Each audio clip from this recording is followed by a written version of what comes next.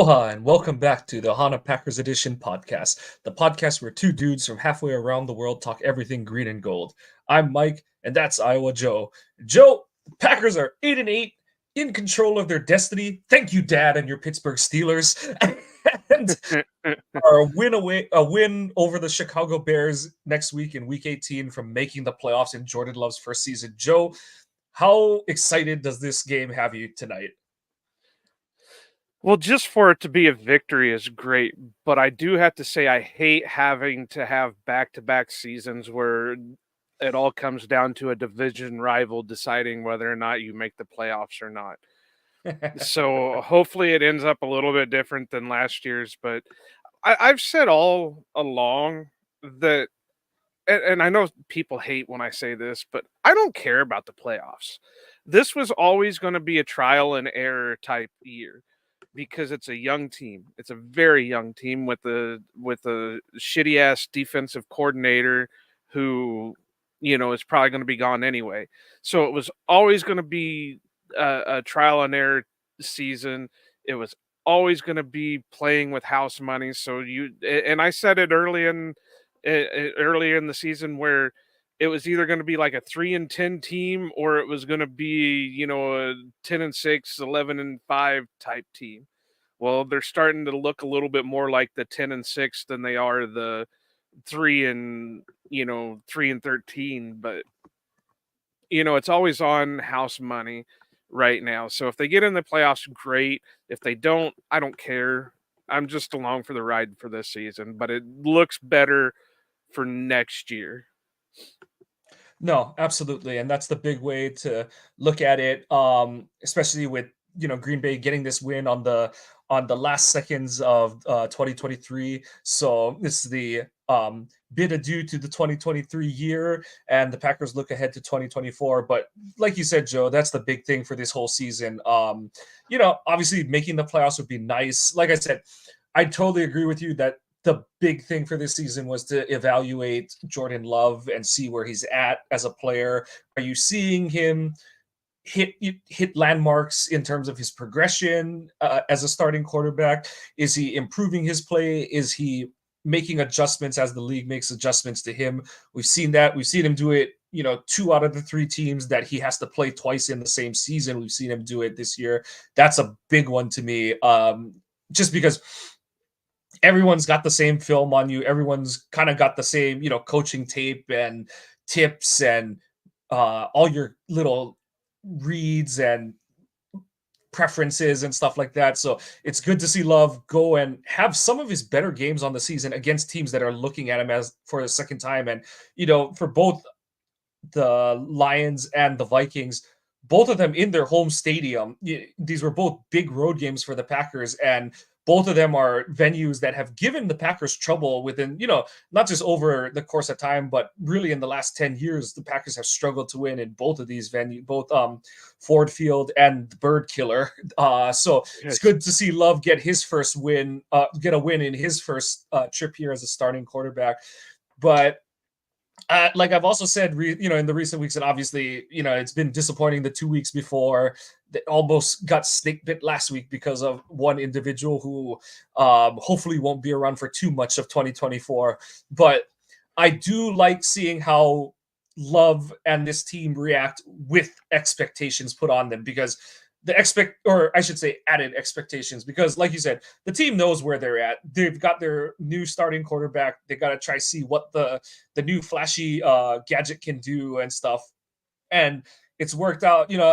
I wouldn't say that it's a finished product. You, as a Packer fan, you should hope it's not a finished product with Jordan Love, but a lot of the goods that you've been told about by LaFleur, Gutekunst, Murphy, even though he's more talking from like a CEO level look, not like he's in the building, but not the same kind of in the building as those two, and and Tom Clements and stuff like that. But it's good to see the results on the field match up with what we've been sold at, as fans of the team over the last 12 months. So that's really good to see a return on investment there. And honestly, this is the kind of stuff where you want to see what Love is made of.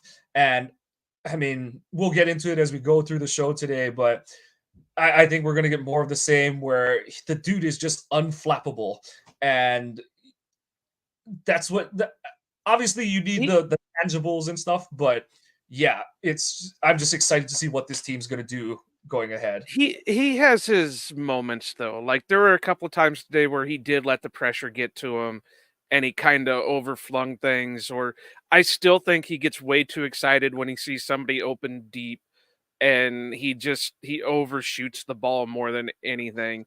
So I do think that that is something that needs to continue to be worked on. But yeah, he has been getting better at it.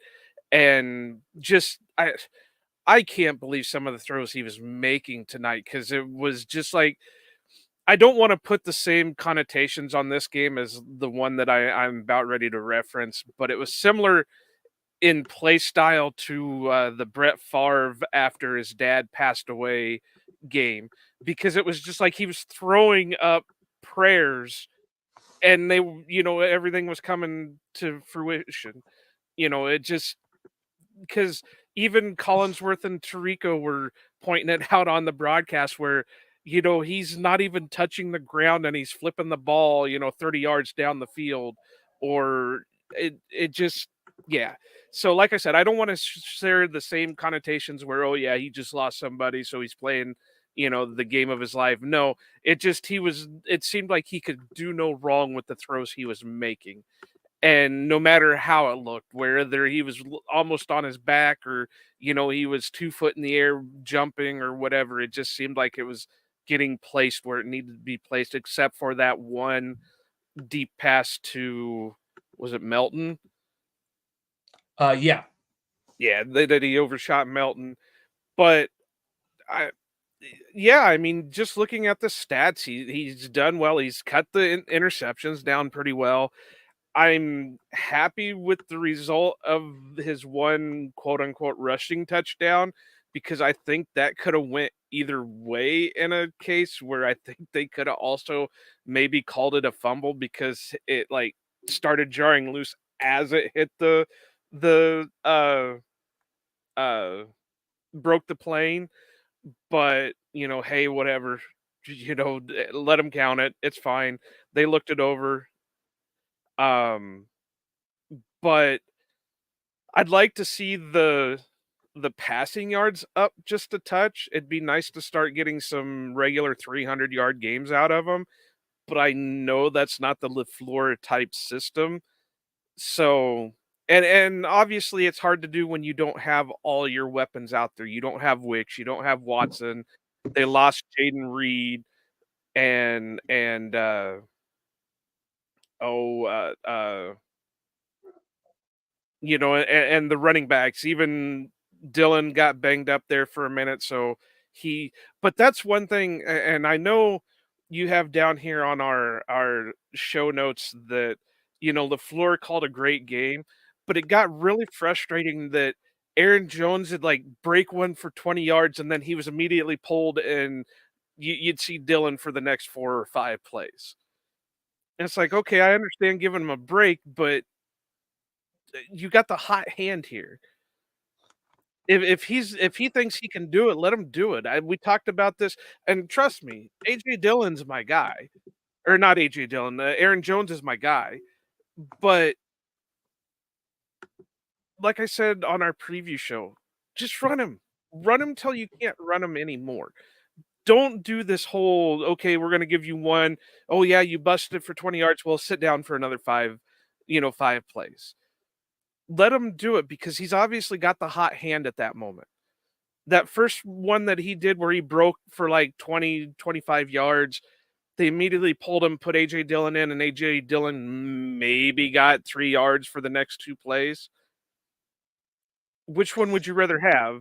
Aaron Jones busting it for another wide open gain, or, 2, 3 yards from AJ Dillon? Yeah, I won't get too much into the running back rotation because they have their system. Um Yeah, and but you get what I'm saying though, where, yeah, I do. I do. stick with the hot It's hand more yeah. than And I know that Jones did get dinged up a little bit at certain points in the game, but yeah, I do think that is just one of those.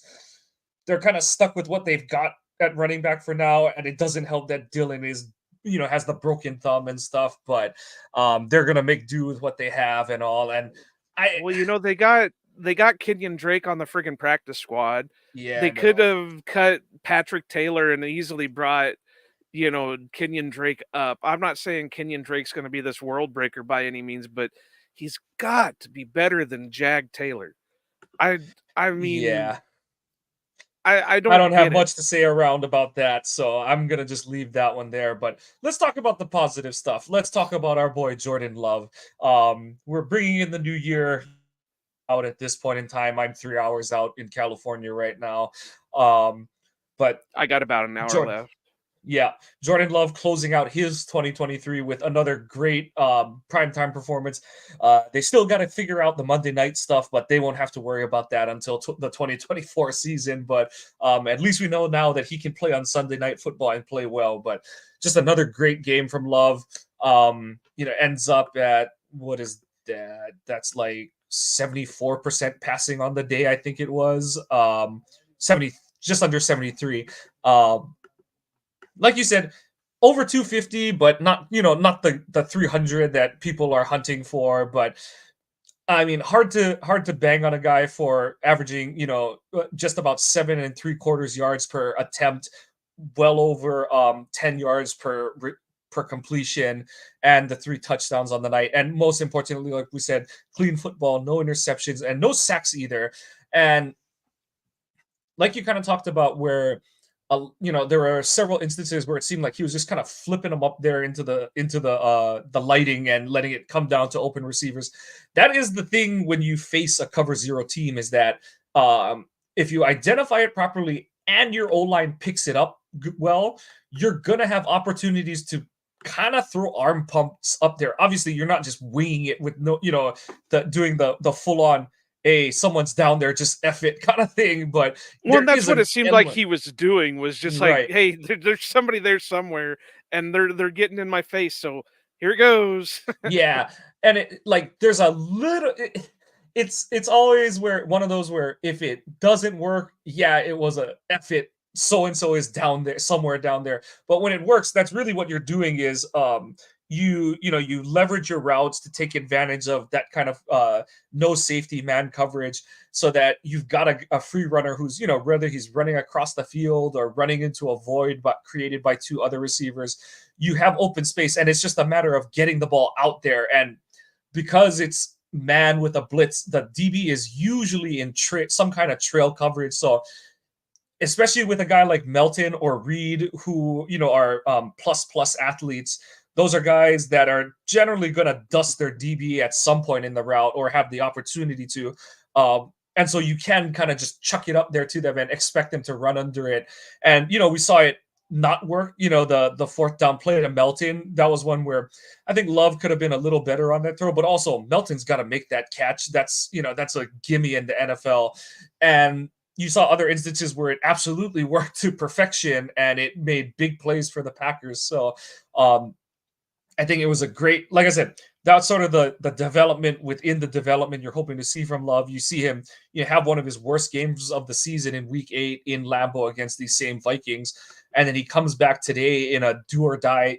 This is a win or go home game for the season, and he comes out and throws again one of his better games of the 2023 NFL season, and puts his team on the doorstep of a playoff spot in his first year as a starter. So, um, it I can't diminish what he's done. And yeah, I know I wish he had a few more yards, but he's only what is he, like a buck 50 short of 4,000 on the season, and that's without the 17th game. So Oh, I know, and it's just yeah. nitpicking for me, but I Oh just, yeah, yeah, yeah. you wanna see the continued growth, and, what is it? He's only had 1 or 2 300-yard games this Yeah. season, And the thing and is, though, is they had 470 as a team. So I mean, and obviously, I know like 60 or whatever of them came on the what's his face, the Clifford drive. But so you still had over 400 yards of offense with Love as the quarterback, and and obviously part of that too is the second half of the game where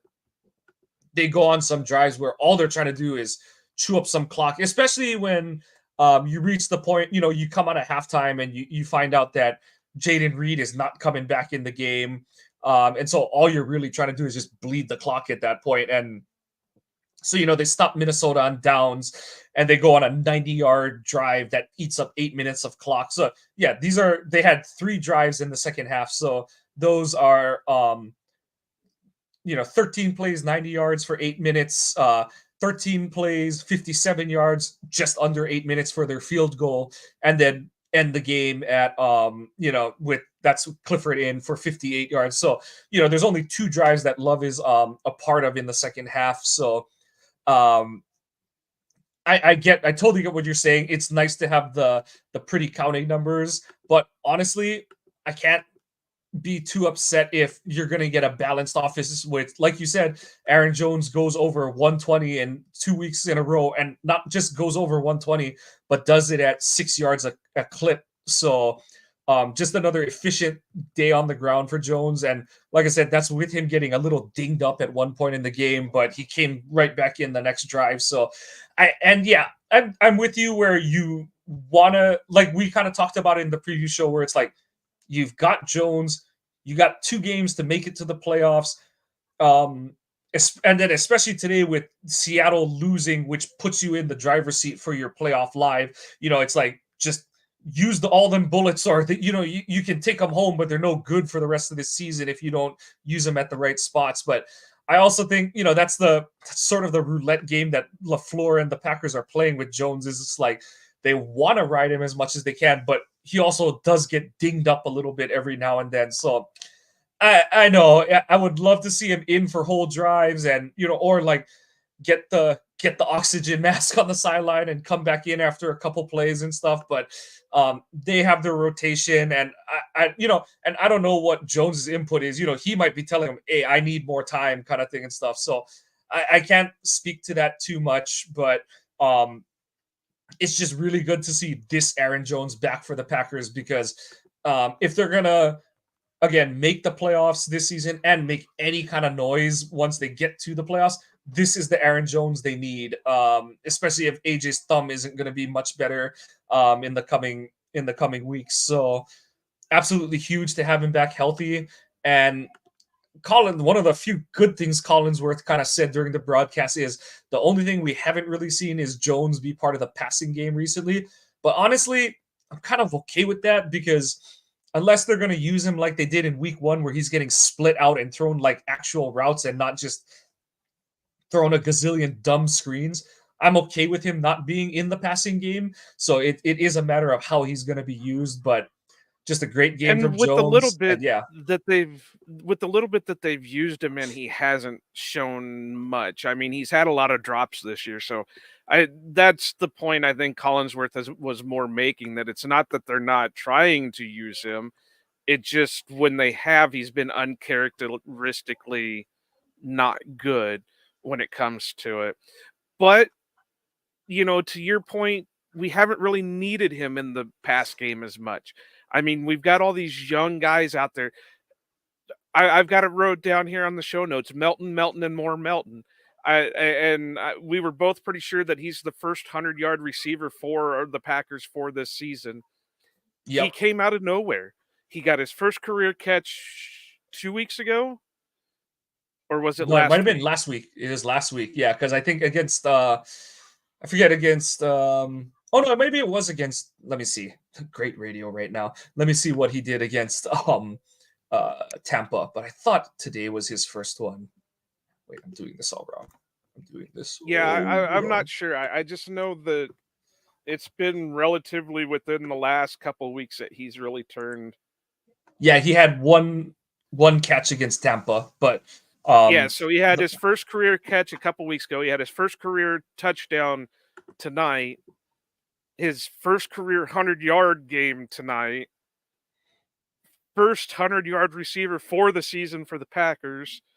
And this guy, has really came out of nowhere. And we all knew when the Packers picked him up that he was an athletic freak. He had the speed, he had, the mobility, all that stuff. He just was a raw prospect. Well, between him and Heath really kind of stepping up as the UDFA's, it's hard to get other people involved in the passing game when you have all these other targets to, craft. Ben Sims was looking pretty good tonight. Uh, uh, uh, Jaden Reed Reed, obviously had a big game before going out with injury. So yeah, Romeo. There's one thing that I really want to understand with Romeo. I He's always got to roll over when he tries to go for the catch. Is that something they try to instill in a receiver instead of just making the catch? He like always has to do some kind of rollover after the ball comes in. I think when he's Obviously I going was for never a wide receiver.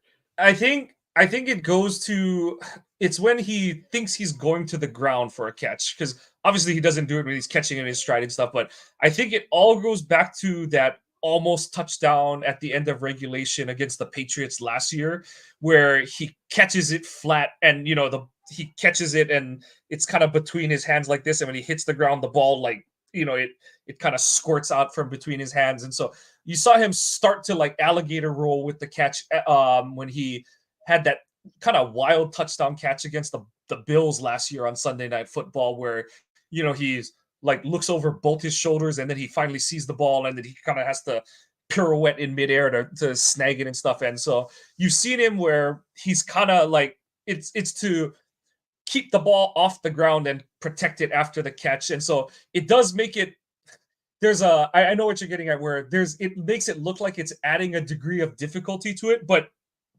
in all seriousness, it actually is. I don't want to say it's making it easier, but it is a fluid motion, because he's trying to, like, it's how he's trying to cradle it so that he makes sure that he cradles the ball like up off the ground instead of into the Right, and ground, I kind of get the thing. Yeah. reason why he's Yeah. doing it, but I think it does add that extra degree in there because it seems like it's cost him more than it's helped him lately.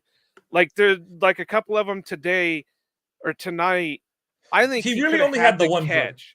he really only had the one vertical where he kind of was reaching around the cornerback. And yeah, I need him to, I tweeted it, I need that catch. The one on the first third down, that's a bad throw, and he almost made an insane catch. But that one, he's got to like pop and stop and reach behind him and stuff. And so I'm honestly kind of impressed he got his hand on it, because he's expecting that on the sideline. It's a deep out, and he's expecting that ball, basically a yard outside of where he's at, so that it's high and outside. He can grab it, get his feet down. Maybe if the throw's on time enough, he could turn up the sideline and get some extra yards. But sorry, um, it's mostly that one vertical route that he had today, where it's one of those where it's like, I know that they're teaching you up on a bunch of these things, but just make the grab, like whatever, like Yeah. don't think too much and stuff. So It the reminds me of that one receiver,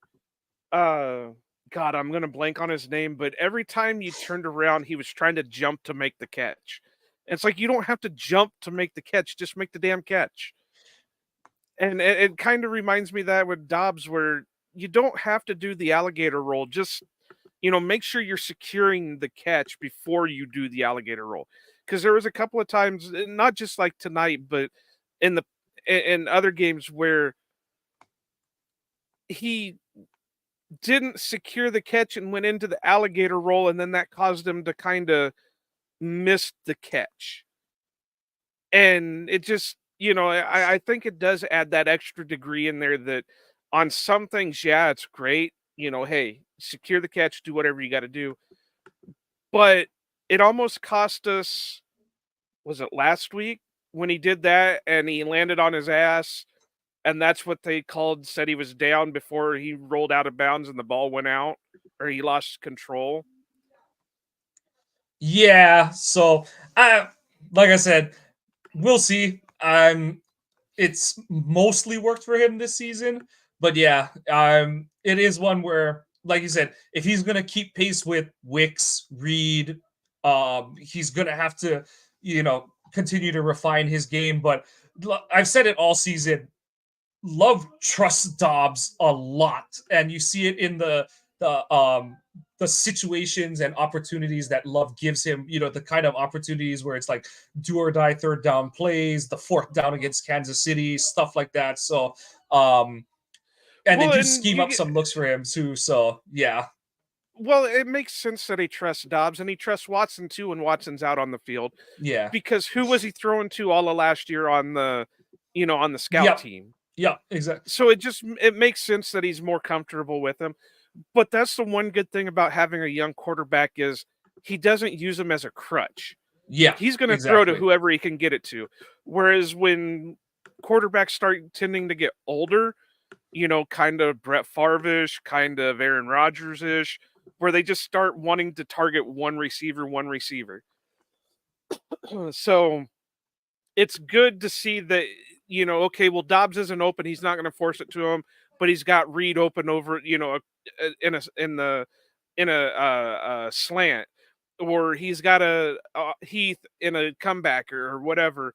He's not trying to force it. He's going to go to wherever he can, is open for him. So that's a good thing. yeah. Uh, Another, like you said, like we've been talking about the last few weeks, another pretty decent spread of targets. I'm sure Jaden would have had a few more if he didn't get hurt before Definitely. halftime, but I mean, nobody had double digits. I think Bo, and this is one where I don't think he was actively trying to make Bo the story of the game or anything like that. But I think it's the whole like, okay, they're taking away Dobbs. They tried and failed to take away Jaden Reed. Um, Obviously kind of force fed Tucker a little bit, but Tucker was the guy that was left open underneath their coverage a bunch of times. Well, And let's then face it, if you're gonna force feed anybody, it's gonna be Tucker Craft yeah, because and we're he's getting gonna to fight him. for every Yeah, yard. he's we didn't see the hurdle today, so there was some learning. He broke out a nasty stiff arm a couple times tonight. And And he I lowered think that shoulder. yeah, so and honestly, it was fine that they were using him like that because I think the game plan was to get Reed up the seams to kind of use the middle of the field, and we saw Melton do that a little bit as well. So, just a great use of all the weapons. And Tucker is doing it on both phases of the offense. He's maximizing his opportunities as a receiver, but we're also seeing him still just absolutely lay the lumber as a run blocker. He had some and he's doing it in all kinds, whether he's the inline tight end, whether he's the guy coming on a backfield wham on the inside zone, or just getting out into space. And Sims too, Sims, Sims has been really active as a blocker as well. I know he had just the one like check down catch today, but I mean he made the most of it, and he had a really nice block on Jones's one reception to kind of help spring Jones for the first down. So um, great to see from your young tight ends. Like I said, this one wasn't one of those games where it's like they're looking to go after some bad bad linebackers or anything like that. So it was just good to see that they threw 7 passes to tight ends and all 7 of them were caught for positive yardage. So good game from the tight end room and the O line. We talked about it in our preview show that the biggest thing, Love wasn't great in the week 8 game, but the biggest disappointment in that game against the Vikings at Lambeau was that this O-line played like ass in the week 8 game. And they absolutely took this Minnesota front behind the woodshed tonight and basically just got whatever they wanted out of them. I know that there were a couple pressures here and there, but I mean, you don't get Aaron Jones to pop for 6 yards a carry by not, just taking what you want from an opponent.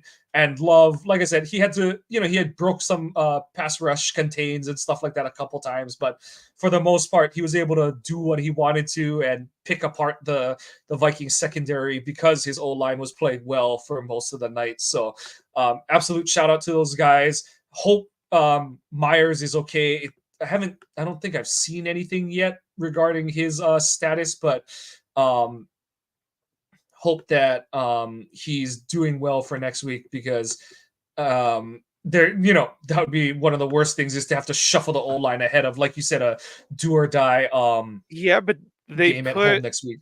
they put Runyon in at center and moved Ryan to right guard, and I think if they're gonna shuffle, that's the way they're gonna do it. And And the good thing is that they have practiced that before. It's not like they're bringing someone totally random into the situation. So we'll see what happens. It sounded like it wasn't the worst thing for Myers, but obviously we'll wait and see on that. So hopefully he has a clean bill of health. Bill of and health, and you don't know how much of a heart attack I was having when I saw number 70 run out onto the field. And and then I looked at that the I did. time and I was like, "Wait, okay, Oh that yeah, makes it sense. makes Yeah, sense. Yeah, they're pulling starters. Okay, that yeah, great." It yeah. No point, no point for Elton to be in the game at that point. So yeah, so no, I totally agree. It's like, oh no, oh god, why? I don't I looked away before the Clifford drive, and when I looked up, because I was like, okay, Clifford's in the game, whatever, and I looked up and I saw the mullet, I was like, oh dear god, why? So but like you said, it was obviously burn the clock time, so it was an acceptable I have to acceptable say, compromise at that point.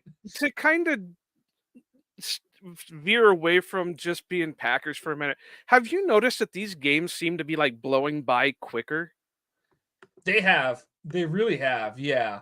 I don't, And and I don't have an explanation for, like the college game where they change the time stoppages and stuff like that. I Yeah, I have no idea what's going on. That well, and it I'm not does make saying it seem it's like, yeah. well, and I'm not saying it's bad or anything. It just Oh no, no, it yeah, seems like yeah, it seems like they're blowing through quicker because it was like, okay, well, I look down to send a tweet out about so and so's touchdown, and I look up, and now it's only like 2 minutes left in the first half. right, yeah. So So it just and I maybe it's just know. because we're Big Ten fans and we're used to Fox doing all their stupid commercial shenanigans with I their know shit.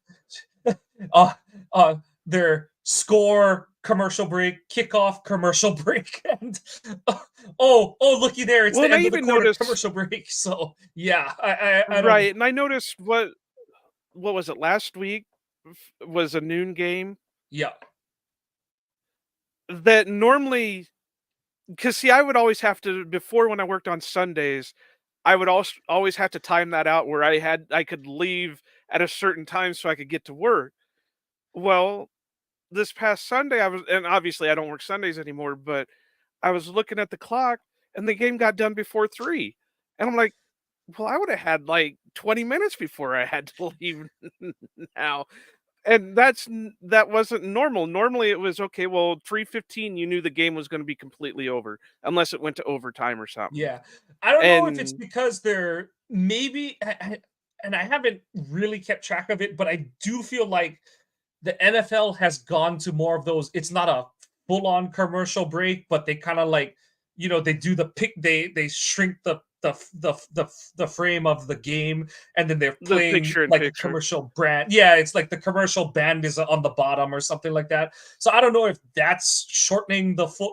Is It's kind of like how in the NBA they're like they have 20-second timeouts and they have full timeouts kind of thing. And it's like, well, I've timed the 20-second timeout and we've been gone for 40 seconds kind of thing and stuff like that. So, it's that whole like 10 seconds here, 20 seconds there. It does make a difference. So, yeah, I don't really have a good explanation, but I do agree that it does feel like games are a lot more fluid this season as a whole. And we're not seeing the like 3.5 to 4 hour slogs like we're kind of used to, especially this point in the season where like weather, all those kind of things start to play a factor as well and stuff. So yeah, I I'm happy.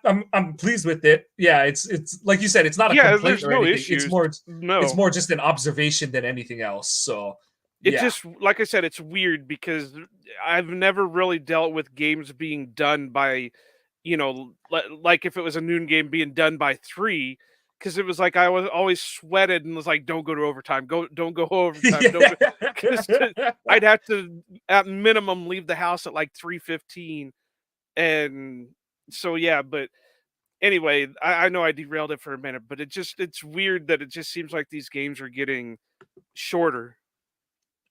Well, good reason that the game was getting shorter is there was less opportunities for Joe Barry to screw the pooch Yeah, tonight. no But kidding. uh, I guess the combination of Jaron Hall and Nick Mullins were bad enough to make Barry have some Dutch courage and call a little bit more aggressive game tonight out of his defense. So, yeah, I'm not going to speculate. I'm not going to make much of anything. It's hard to say how good the defense really played since, like I said, Hall and Mullins are. I don't even know if they're quad A, they're quadruple A quarterbacks. They might just be triple A quarterbacks, honestly. But I have to um, give Mullins credit because they showed the graphic during the game that, like, the last 2 games he played, even though he was turning the ball over, he oh was still yeah, throwing for, like, 300 and a half, 330 yards, 340 yards. yeah, So when they put him in, I was a little bit worried because it's like, "Okay, now they got a guy that's just gonna keep throwing it to, Jefferson, Jefferson yeah. and Atkins, or Addison," and we were gonna be in trouble. But yeah, they schemed it up well. They didn't miss Jair too badly, which, it is what it is. I don't wish Jair to not be on the team. I would rather see an all-pro cornerback back on the team.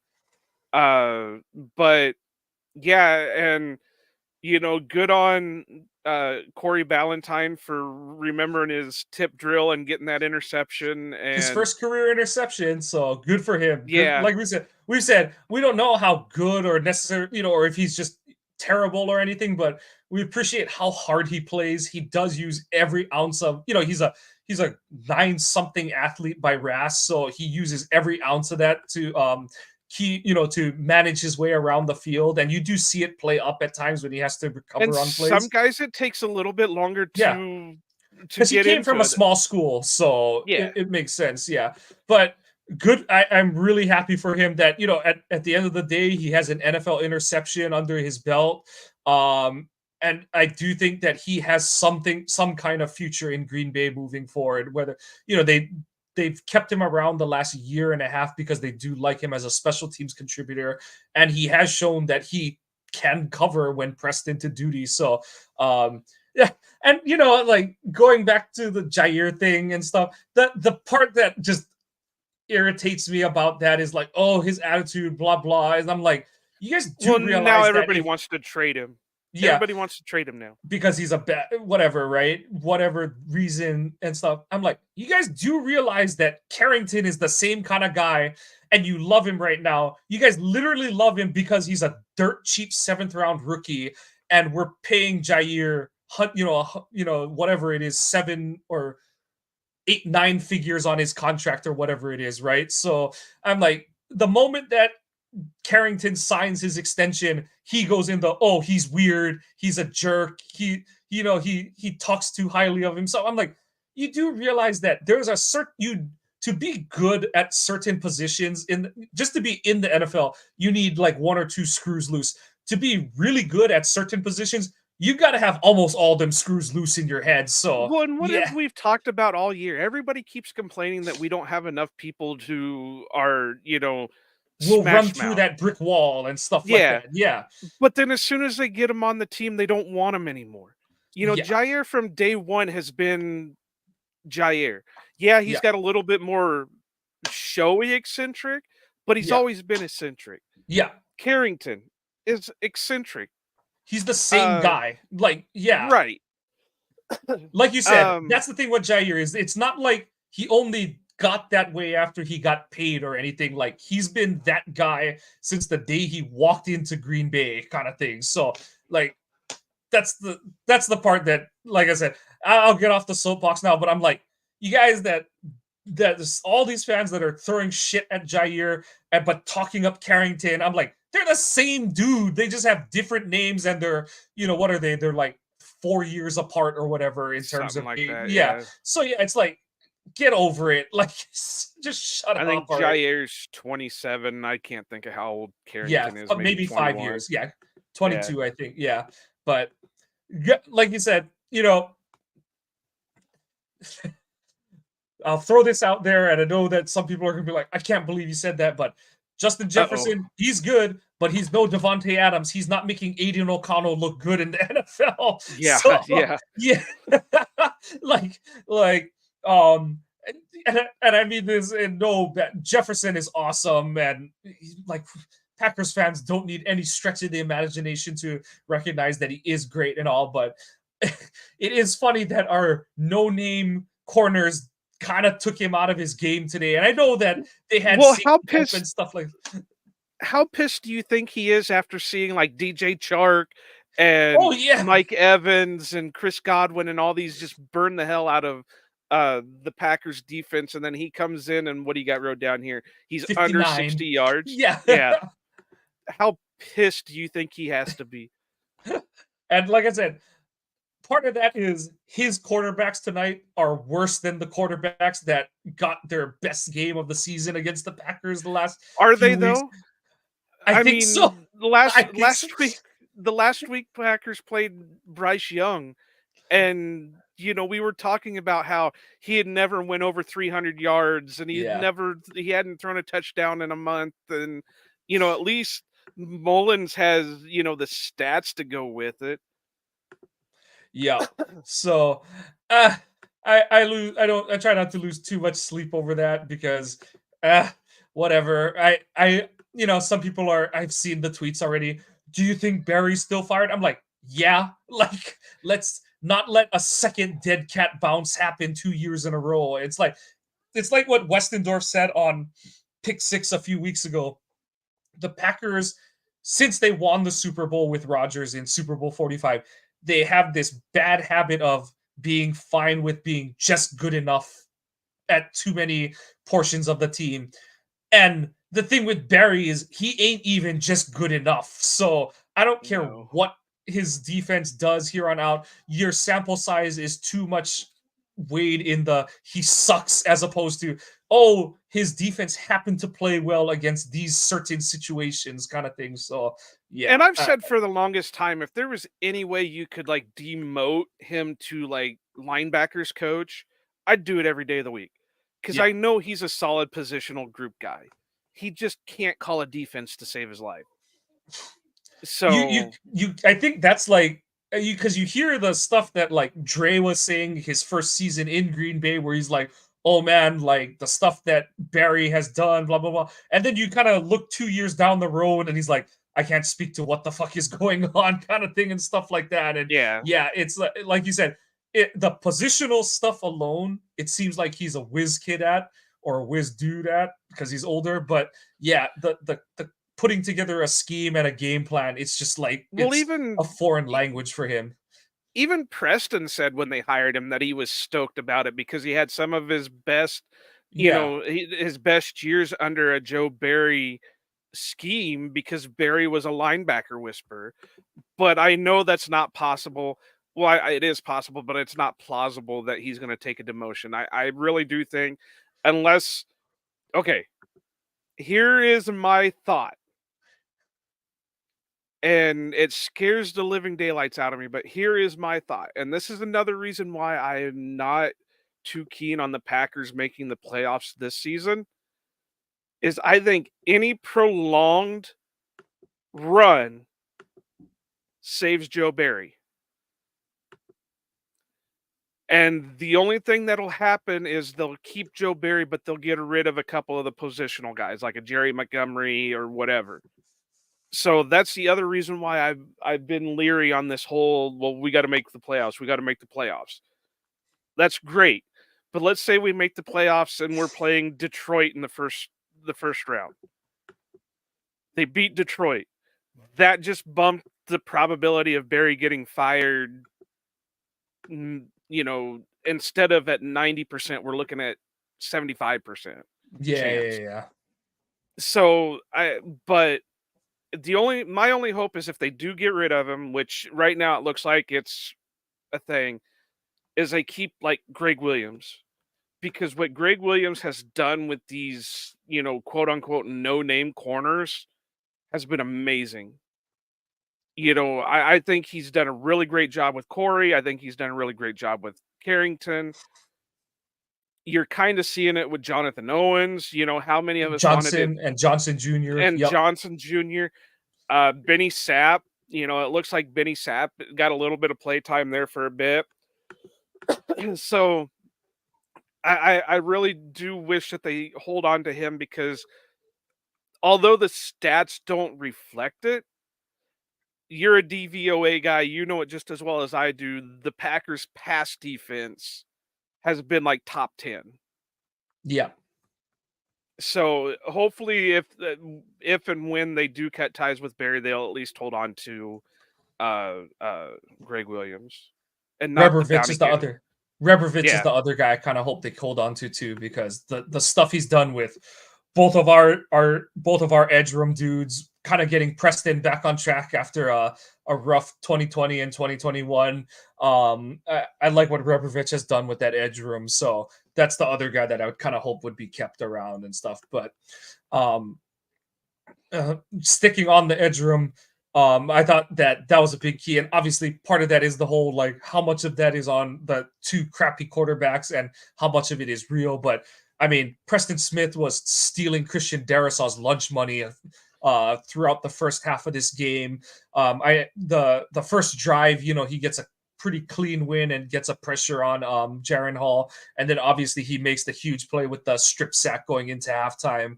Um, Looks like Preston escaped any kind of serious injury. It looks like he just rolled his ankle because they kind of just taped it up and got him back out there. Well, it But was pretty that, heavy tape, so it's going to be yeah, some yeah, kind yeah, of sprain.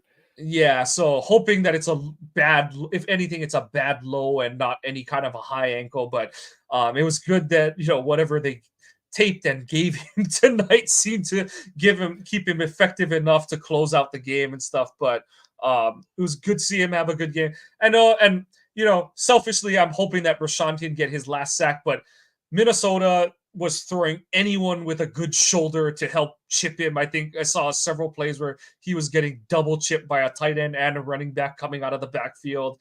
And Well, I keep um, saying it. I'm going to pound the table for it. I want to see it at least one time, and they haven't done it yet. Now that they're putting Lucas's hand in the dirt, line those two up on the same side. yep, Have Preston or Enigbare or whoever on the other side, but line up Rashawn and Lucas on the same side. One of yep. them in the hand in the dirt, the other standing up. I think they're going to kill somebody. I mean, I hate to sound like that, but they're definitely going to hurt somebody, and it's Honestly, this it. might be the week to do it because you're we'll talk about it in the preview, but you're facing Fields and um you need as much athleticism out there to kind of match his athleticism in the pocket and stuff. So we'll see what happens this week. But I thought Quay looked as healthy as he has for a while. I think he I was got nicked himself once Yeah, or twice. his shoulder. I thought I was a little worried on one of those ones down when Minnesota was kind of towards the red zone. I think it was the drive coming out of halftime where you kind of saw him grab at his shoulder a little bit. But then of course he like played the rest of the game, had his big sack and stuff like that. So but yeah, it is definitely something to keep an eye on, and just a bummer situation for Isaiah McDuffie tonight. You really hope that he's okay. I kind of get the feel, that was a bad concussion that he suffered tonight. When they showed him getting carted off the sideline, he didn't know who he was or where he was at the moment, kind of thing. So I just hope Well, that that's he's weird because okay. to me it sounded like he at least had some recognition because he was able to, he was communicating with the the trainer that he was riding with. So Yeah. I thought that was at least a positive sign. Yeah, I didn't have my volume up, so I don't know if they, which feed they were giving you when they showed him, but the way he kind of looked glazed over, and I couldn't hear what they were saying, so I could it looked like he was kind of just dazed and confused on there. So hopefully, I- it's In a not as bad as weird it looked to way, me. I'm glad it's just a concussion. Because the way all 3 of their heads kinda collided and the Yeah, way he was just laying there, I I thought thought the the cart was worst. gonna come out for him on the field, not like they Yeah. walk him over to the sideline kind of thing. So yeah, no, definitely agree with you there. So but yeah, it was like I said, we'll see what they do against the Bears next week. The Bears are playing with some confidence. They've won 5 of 7 or whatever. And There's Justin talk Fields again. is the real deal. Yeah, we'll see what they do against a hot offense again. They didn't really do well against the last couple they faced, so that's another stepping stone for the defense. But going into the last phase of the game, kind of a weird special teams night, honestly.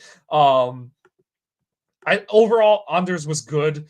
I don't. Yeah, we were kind of going back and forth in the notes. I'm not really sure what happened on his missed PAT. I think he just missed hit the ball because the snap was right down the middle. Whelan got it down in plenty of time. I just think the ball when he kicked it, it started out spinning vertical, but then once it went over the line of scrimmage, you saw it start to go like a saucer, and it just took off to the left and stuff. So I Unless think it's just somebody a unless it tipped, and I that don't would be know, the nobody only thing, said but anything. and it didn't. I wouldn't figure it would get that much height on the kick, but because he kicked it like not very far below the flag, where the flag would kind of drape if it was an outdoor field goal post. So um but yeah, I the main thing out of that is he mishit that one, whatever happened to that one, and then he didn't miss a kick the rest of the night. So that's Yep. the thing that we've been kind of pointing at this whole season is that it's misses are gonna happen. Justin Tucker misses kicks. The main thing for a guy like Anders is he can't spiral, and that was the thing we were worried about all preseason because that's what it looked like was his problem in the games, whether it was mental or mechanical, that he would miss one and that he would miss the next three kind of thing no matter what the situation was.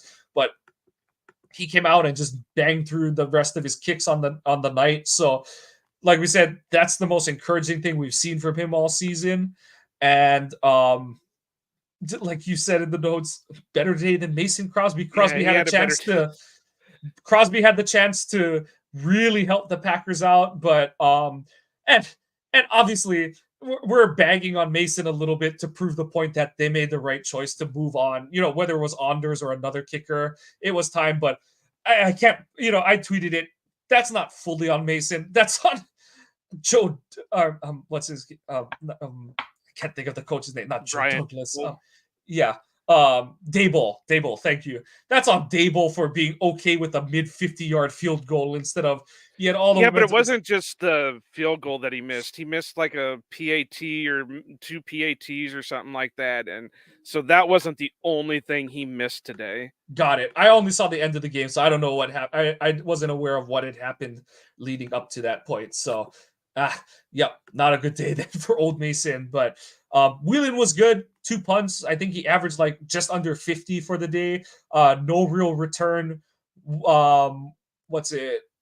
Yeah, so his second punt wasn't that great. So he had 2 punts for 99 yards, so 154 and 145 yarder. The second one, honestly, that was a nice play by Rudy Ford to kind of snag the returner because the ball kind of pinged up and Rochelle didn't see where it bounced. And so the Viking returner thought he had a lane and Ford was Johnny on the spot to bring him down for, I think it was just 4 yards where it could have potentially been kind of a danger situation for the punt coverage team. So good night from Ford back, in his familiar gunner spot.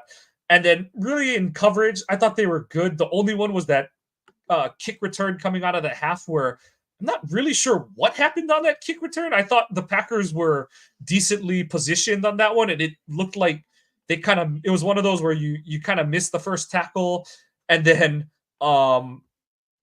after you miss the first tackle, it's just sort of like oh shit and stuff. But it looks they mostly averted disaster on that one.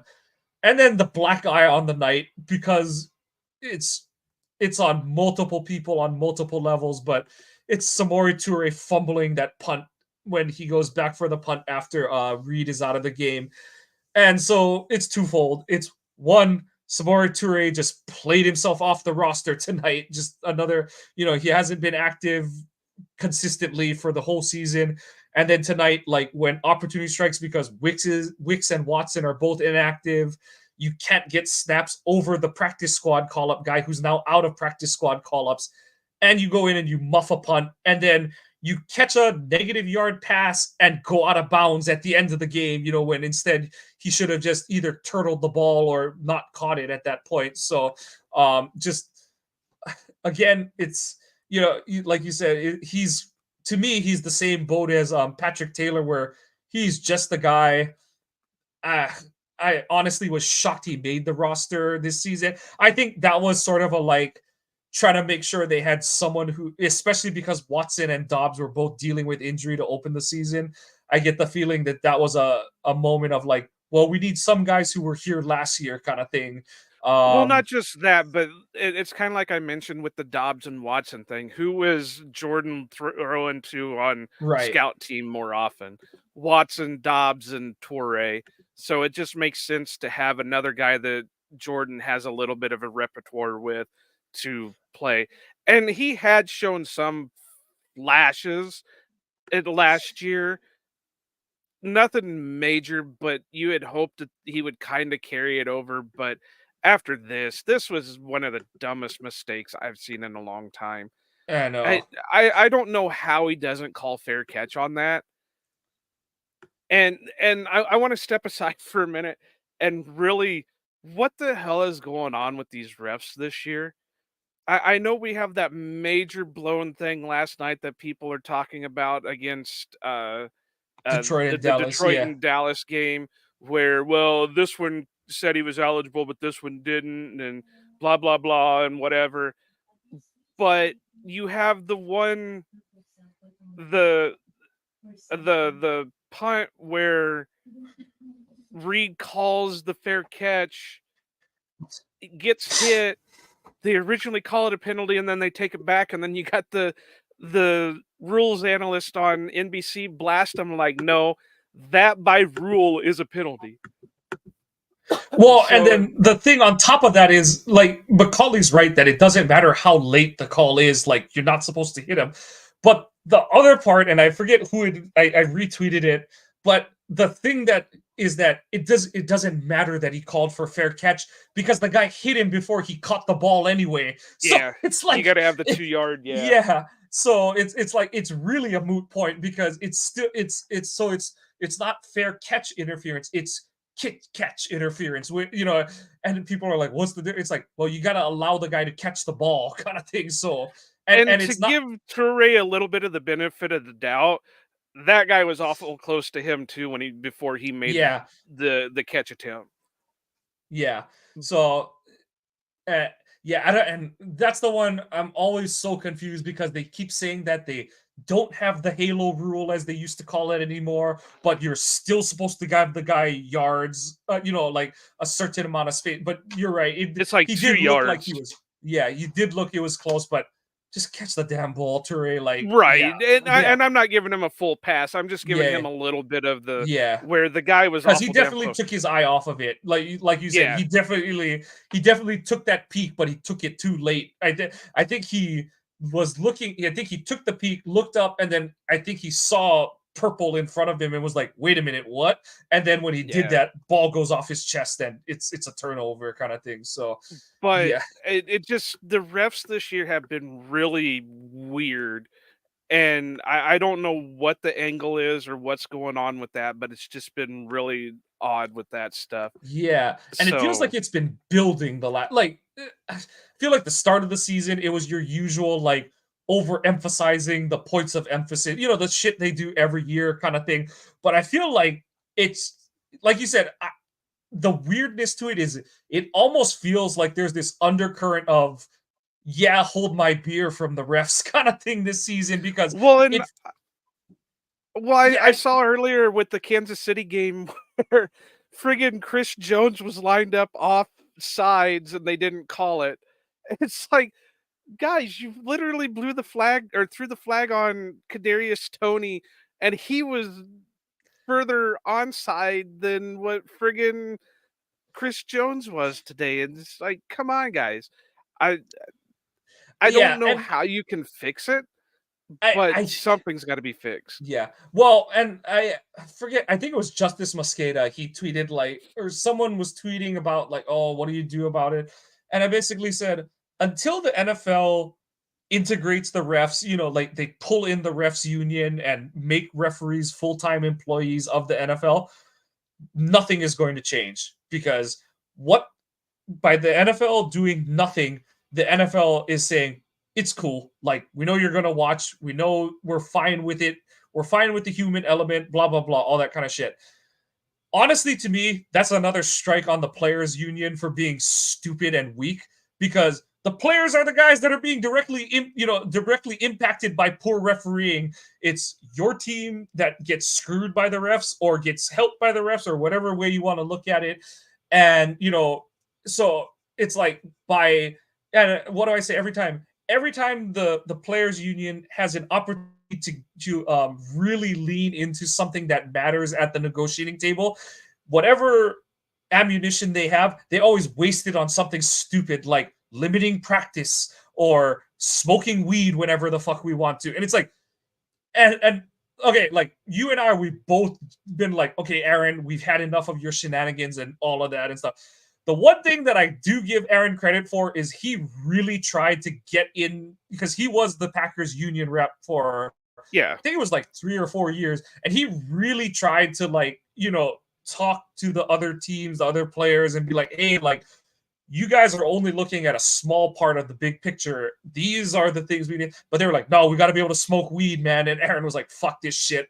I don't need to be a part of this since That's no the one's gonna sad listen, kind thing of thing. about having Yeah, such young people try to do things because they're looking short term more than they are at long yeah, term stuff, and it sucks. But I just know something's got to give yeah. with these refs. I know Eh, that the NFL did the right thing. That the crew from last night's game between Detroit and Dallas cannot work a playoff game this year.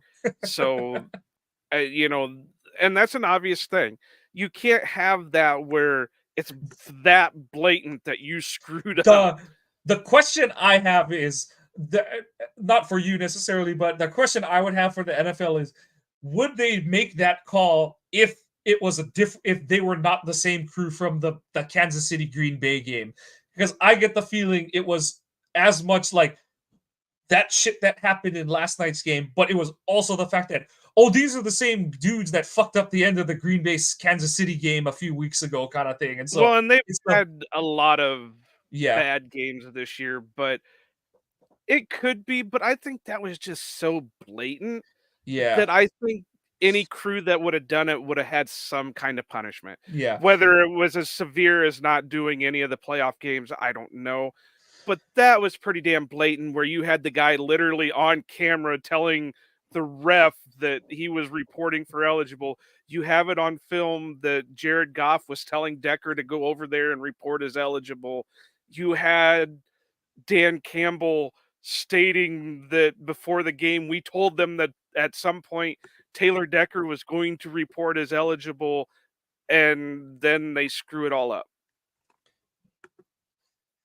Yeah. So I And just think with that egregious of a thing, no matter what crew it was, I think you could even have had Ed Hockley out there, and if he would have screwed that up, they would have told Guns to pack his shit.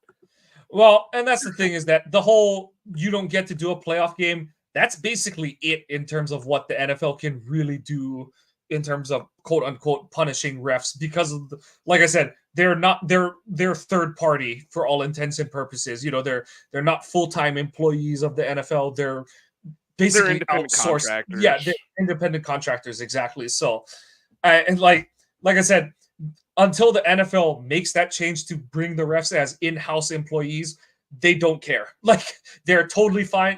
It's the all news is good news, controversy sells, all that kind of crap. Like the NFL is just like we're still the biggest dogs in the American market. You're gonna watch us no matter what because if you're shit talking our referees, that means you're still watching and stuff. So um yeah, it is what it is. But um as far as getting back to the Packers go, like we said, destiny is in their hands for the 23 season.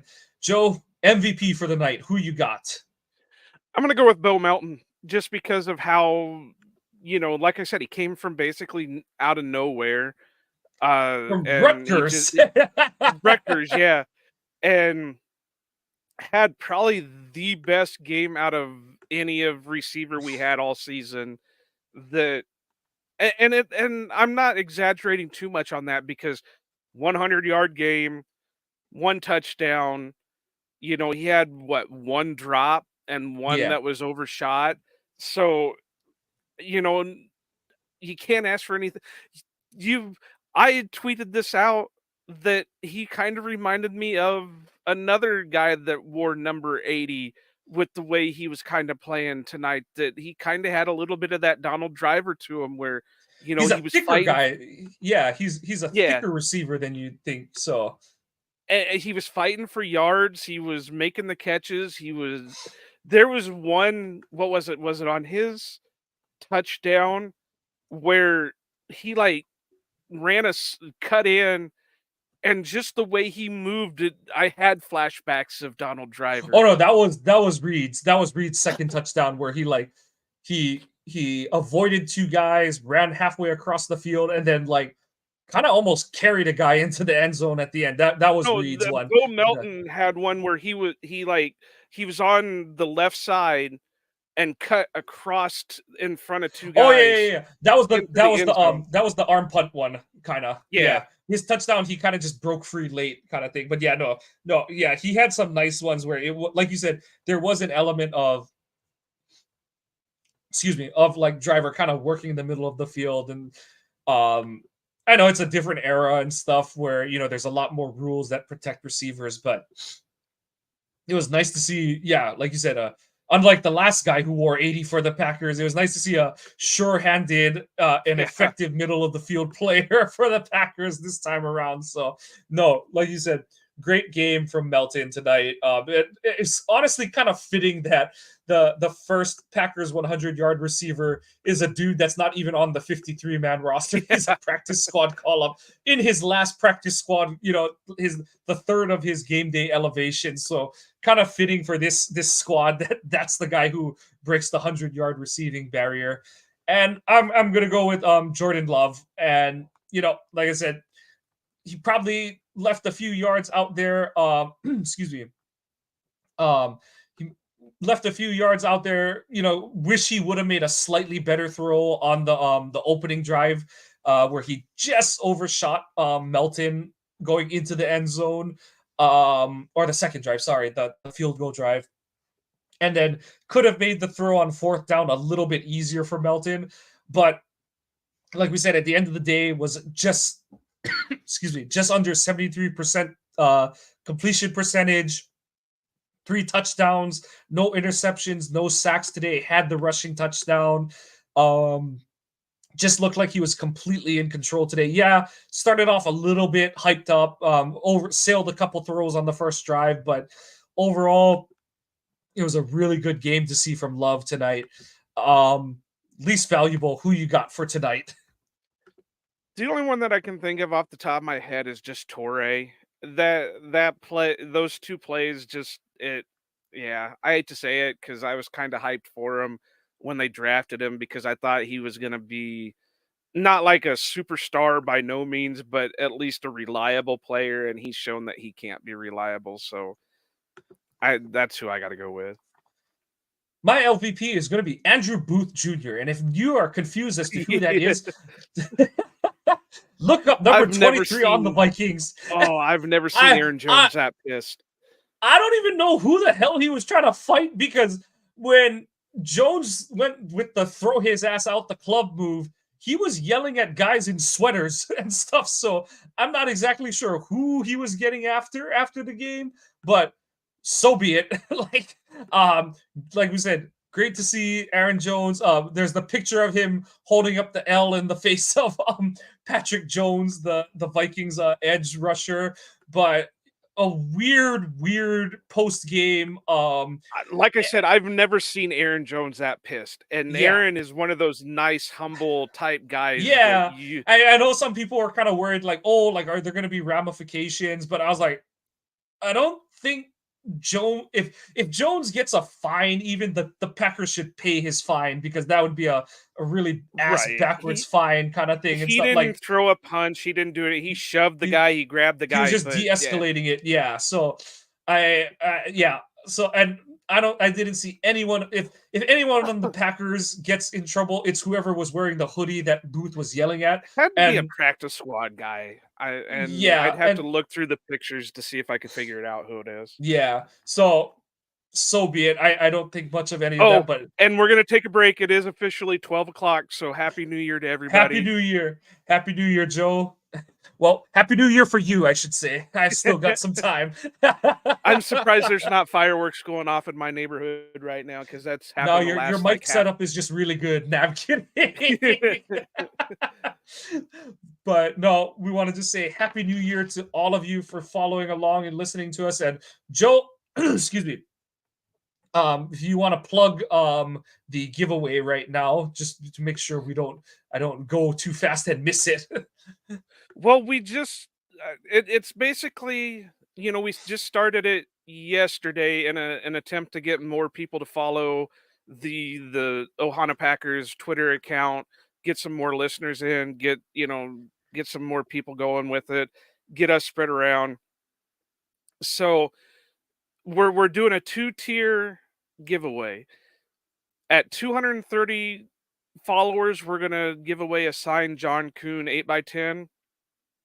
And at 523, we're going to give away a signed Jair Alexander 8x10. So as soon as we hit those marks, we will do a giveaway. We'll put all our followers into a random generator. We'll generate it up. Whatever name pops up, you're the winner. We'll DM you, whatever we got to do to get your information and, get it sent to you.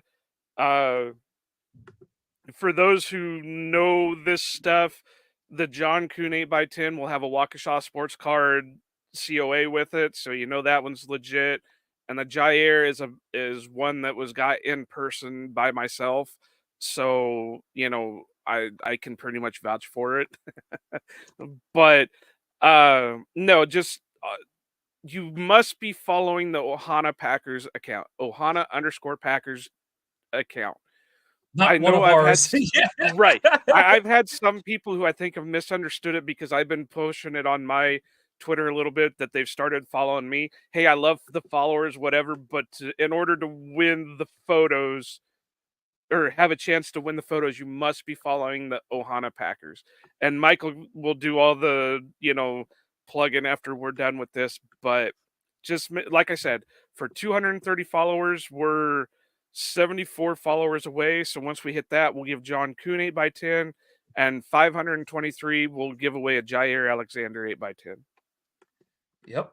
So that's going to do it. We close out 2023 with the Packers getting back to 500 with their playoff chances, excuse me, solely in their grasp. Oh, doing better than I'm doing right now. I know But we're both sound like we're gonna die, but my voice is almost shot.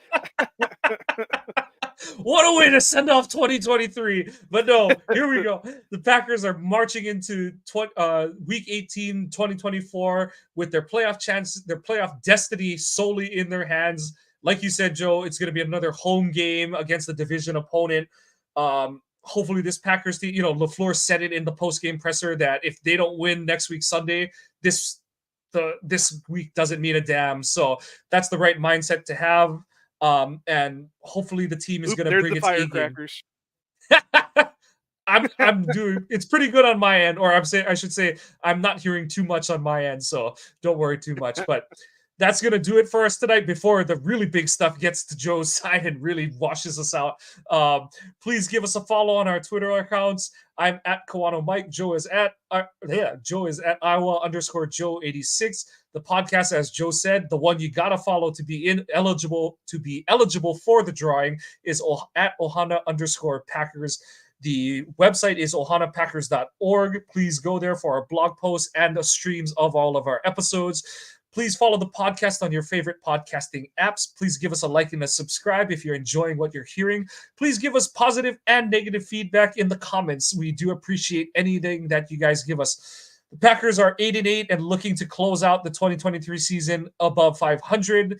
And like I said, they would be in the playoffs depending on what the Rams do next week. They possibly, I think, could still be the 6th seed, but at the very least, they would be in the playoffs if they beat the Bears in Lambeau in Week 18.